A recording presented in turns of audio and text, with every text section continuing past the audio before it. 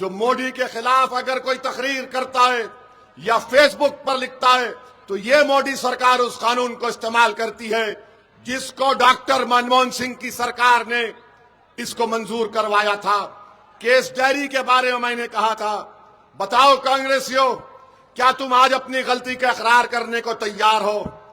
फिर 2019 में इसी यूएपीए कानून को अमित शाह ने और खराब कर दिया और कहा कि कोई भी एनआईए का इंस्पेक्टर दिल्ली में बैठकर किसी को भी टेररिस्ट घोषित कर सकता है।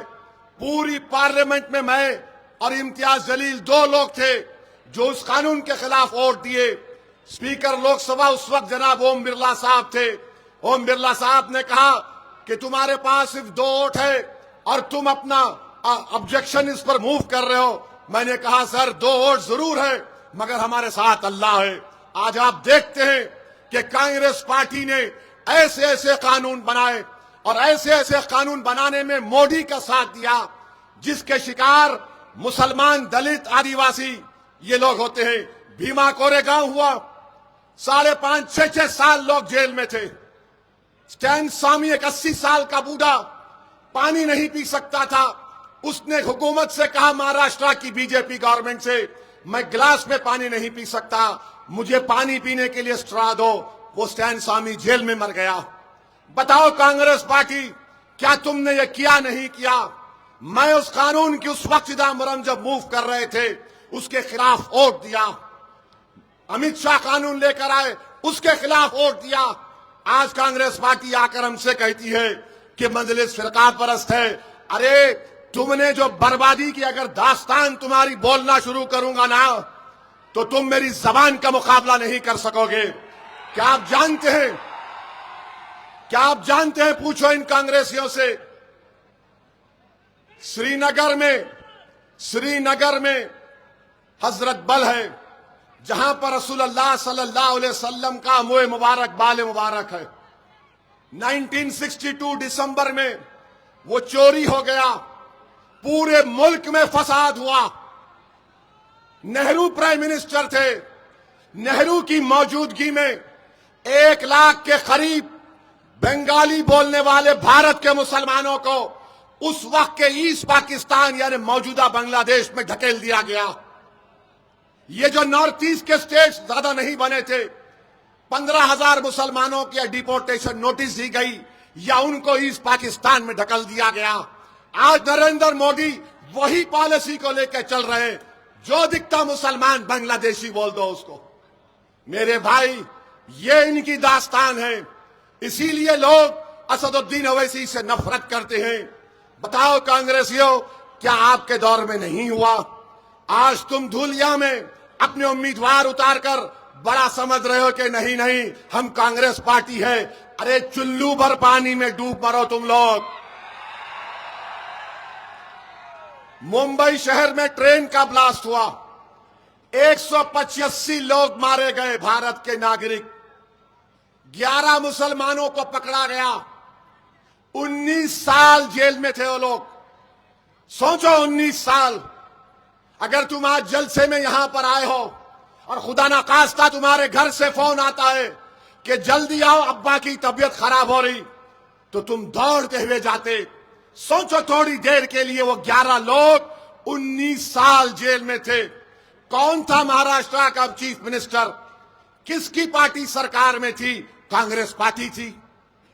19 साल हाईकोर्ट ने कहा ये तमाम 11 लोग बेकसूर हैं।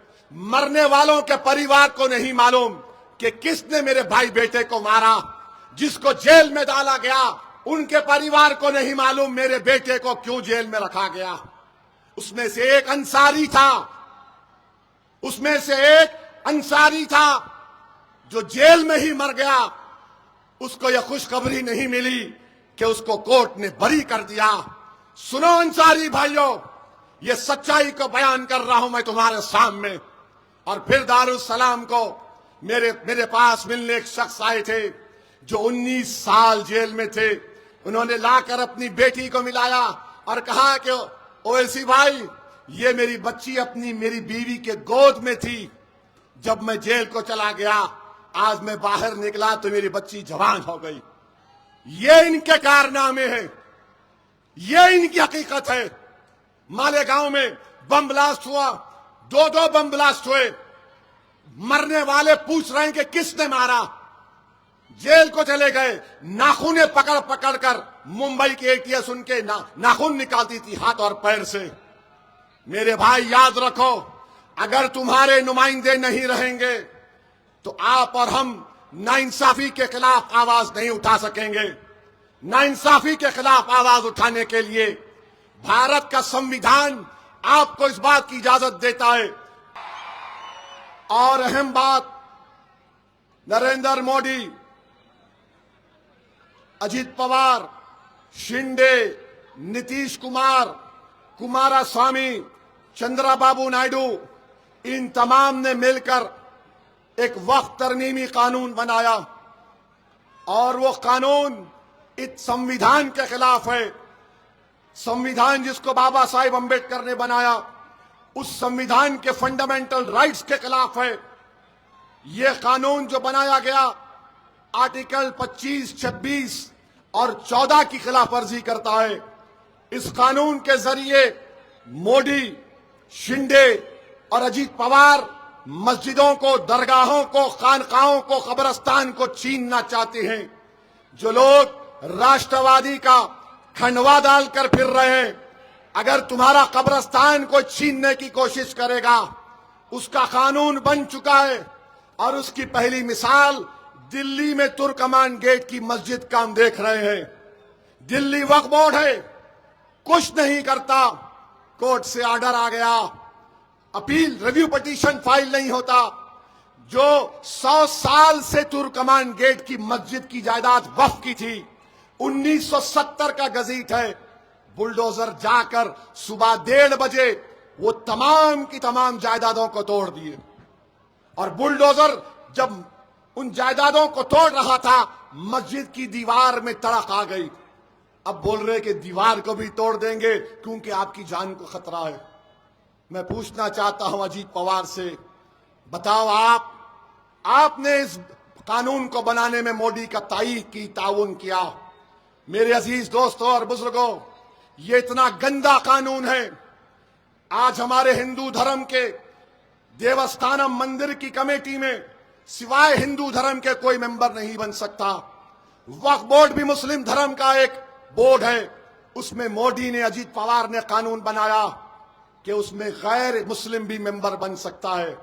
बताइए क्या ये इंसाफ है? क्या ये इक्वालिटी का वायलेशन नहीं है? कोई भी कलेक्टर लिख कर दे देगा, मस्जिद को खुफल डाल दिया जाएगा। आज पोर्टल के ऊपर जायदादें नहीं चढ़ पा रही। 100 साल से पुरानी अगर कोई मस्जिद, दरगाह एएसआई में प्रोटेक्टेड मॉन्यूमेंट है, तो मोदी ने कानून बना दिया कि उसका मालिक वक्फ बोर्ड नहीं होगा, एएसआई आसार कदीमा होगा। बताओ फिर किस बुनियाद पर अजीत पवार आज आकर कह रहे हैं कि मैं देख लूंगा, मैं ये कर लूंगा। मेरे भाई, मैं जानता हूं धूलिया और महाराष्ट्र के अल्पसंख्यक समाज मुसलमानों में आज भी मिली हमीयत है। मैं आपको उसका हवाला देकर आपसे अपील कर रहा हूं। उस काले कानून के बनने के बाद महाराष्ट्र का बहुत बड़ा इलेक्शन होने जा रहा है। आप अपना एक एक वोट उस काले कानून के इसके खिलाफ इस्तेमाल करिए और पैगाम दीजिए मोदी को, शिंदे को, अजीत पवार को कि तुमने जो कानून बनाया वो हमारी मस्जिदों को छीनने के लिए बनाया, तुमने ईदगाहों को खत्म करने का कानून बनाया। तो एक और अहम वजह आपके पास है कि आप 15 तारीख को मुत्तहदा तौर पर अपना एक एक वोट पतंग के निशान पर दीजिए। और तुमने देखा अपनी आंखों से, अगर भारत की पार्लियामेंट में किसी ने खड़े होकर मोदी की आंख में आंख डालकर एनडीए के एमपीज के सामने कहा यह कानून बाबा साहिब के संविधान के खिलाफ है और मैं उस कानून को फाड़कर पार्लियामेंट के फर्श पर फेंक दिया, क्या ये अजीत पवार कर सकते थे? तो मेरे अजीज दोस्तों और बुजुर्गों, 15 तारीख को क्या होगा?